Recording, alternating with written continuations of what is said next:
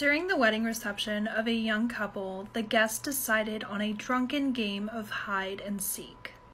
It was decided that the groom was it, and he found everyone but his new bride. He eventually became very furious and decided it wasn't funny anymore and left her there.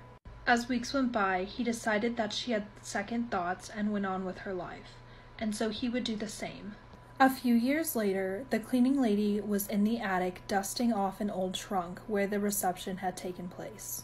Out of curiosity, she opened the trunk, and inside, she ended up finding the body of the missing bride. She got locked in the trunk when she was hiding. They never found out if she suffocated or if she starved to death. They did know that her face was frozen in a scream.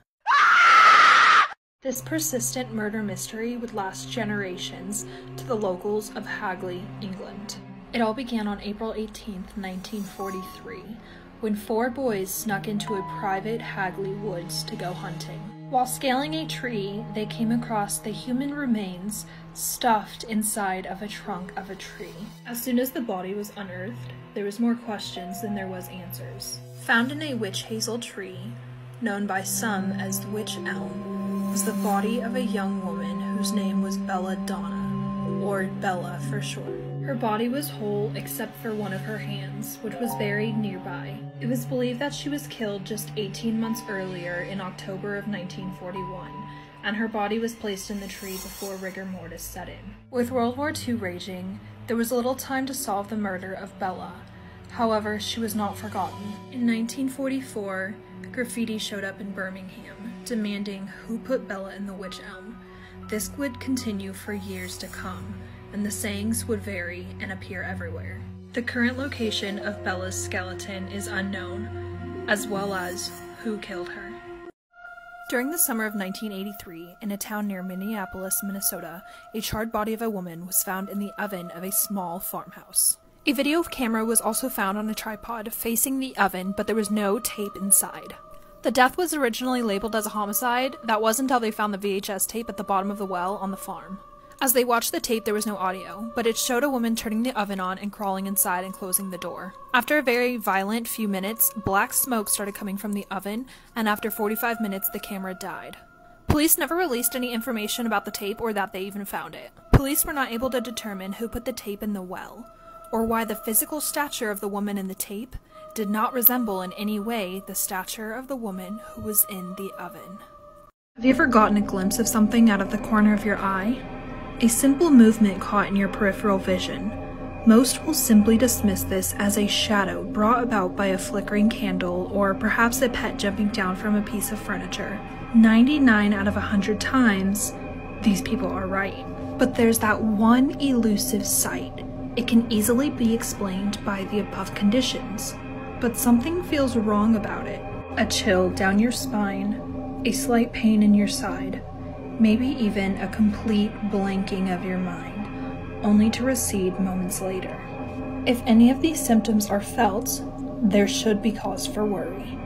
Our peripheral vision is designed to catch motion, even in the dark. This view out of the corner of your eye can alert us to danger. Should you ever feel that chill down your back, try not to focus on the shadow you saw in your room, in the corner of your eye. It might be better not to see.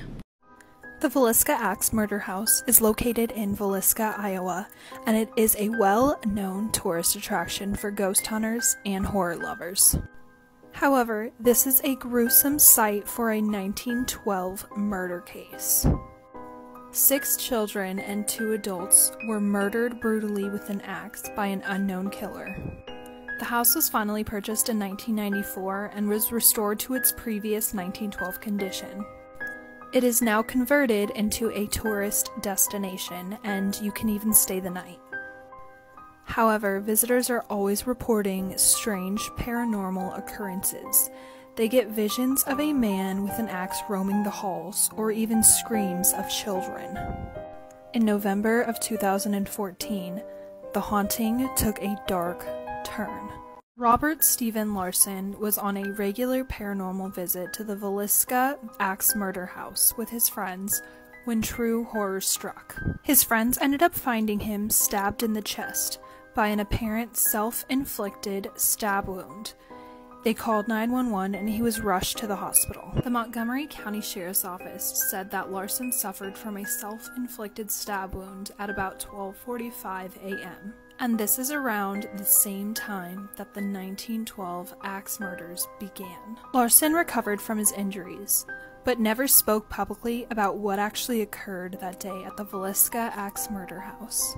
One afternoon, a couple was traveling in their car when, far ahead up the road, there was a woman standing there, waving her arms frantically. As they got closer, they realized this woman had cuts and bruises all over her, so they decided to stop and help. The woman explained that she was in a bad car accident and her husband didn't make it, but her baby was still alive and she needed help. The man went down to save the baby, but he told the woman to stay by the car. When he got down there, he noticed 2 bodies in the front seat, but he wasn't paying attention to that. He was focused on trying to save the baby. He quickly saved the baby and took it back to its mother. When he got up to the car, the lady was missing. He asked his wife where she went, and the wife said that she followed him down to the crash. He went back to the car to look for the woman, and he noticed that the 2 people in the front seat were dead, one of whom was unmistakably the woman who flagged them down. A Pennsylvania family had no idea what horrors were hiding behind the walls of their dream home when they first moved in. The family became very ill and nobody could understand why. They had the whole house checked and there was no reason for anyone in the family to be sick. That was until 2012 when they began pulling down walls to add insulation in their home. This is when they would find something completely bizarre and unexpected. The walls were packed full of dead animal carcasses, and they were all wrapped in newspapers dating between 1930s and the 1940s. It turns out there was mold within the animal carcasses making them sick. The carcasses were there because of the ritual folk magic that was practiced by Pennsylvania's Dutch. The family is still currently working on renovating the house so that the smell goes away.